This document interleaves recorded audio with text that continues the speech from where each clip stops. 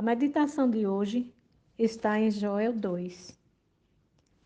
Uma das formas mais comuns de se explicar as catástrofes do Antigo Testamento é a violação dos termos da aliança entre Deus e o seu povo.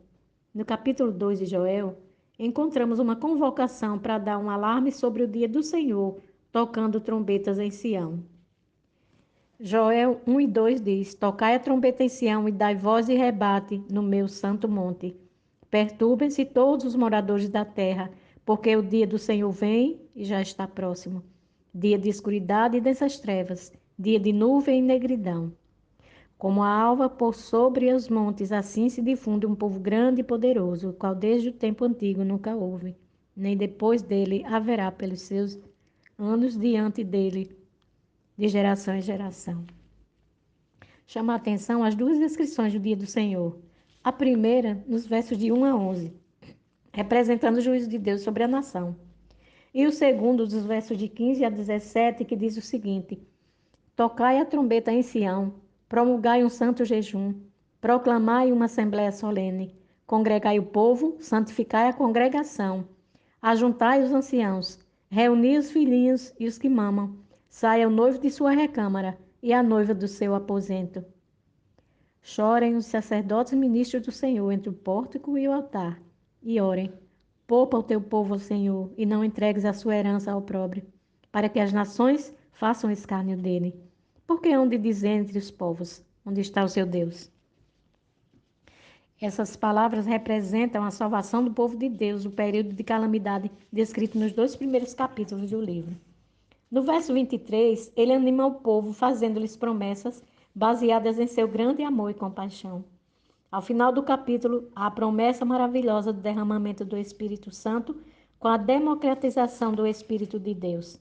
Homens e mulheres, jovens e idosos, escravos e escravas, todos recebem o Espírito. Isso se cumpriu em Atos 2, de 14 a 21, aonde Pedro diz o seguinte: Então se levantou Pedro com os 11 e, erguendo a voz, advertiu-os nesses termos: Varões judeus e todos os habitantes de Jerusalém, tomai conhecimento disto e atentai nas minhas palavras.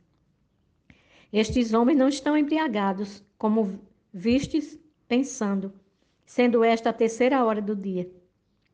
Mas o que ocorre é que foi dito por intermédio do profeta Joel: E acontecerá nos últimos dias, diz o Senhor, que derramarei do meu espírito sobre toda a carne.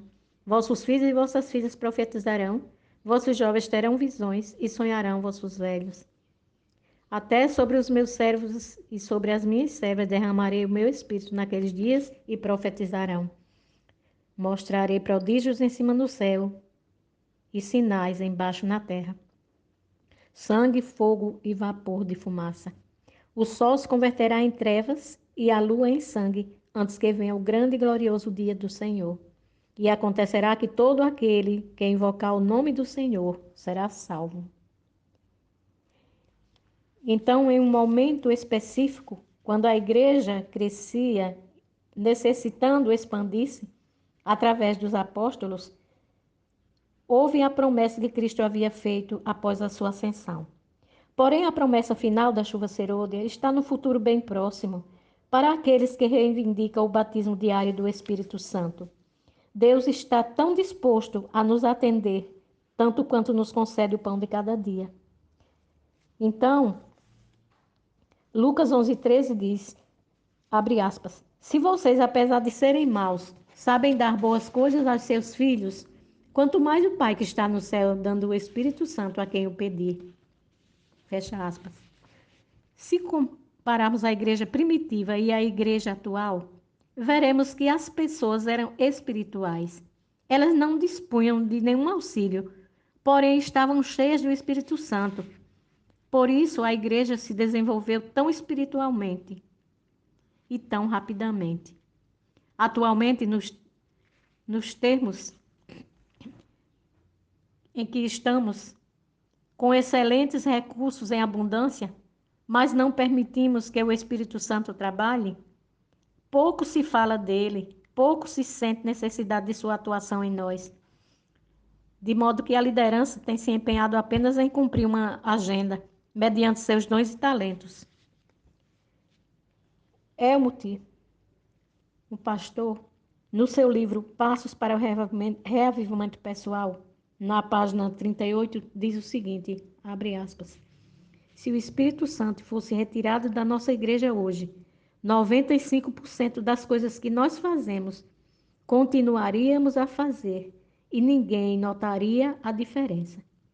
Se o Espírito Santo tivesse se retirado da igreja primitiva, 95% das coisas que estavam sendo feitas iriam cessar e todos notariam a diferença. Fecha aspas. Deus tenha misericórdia de nós. Amém.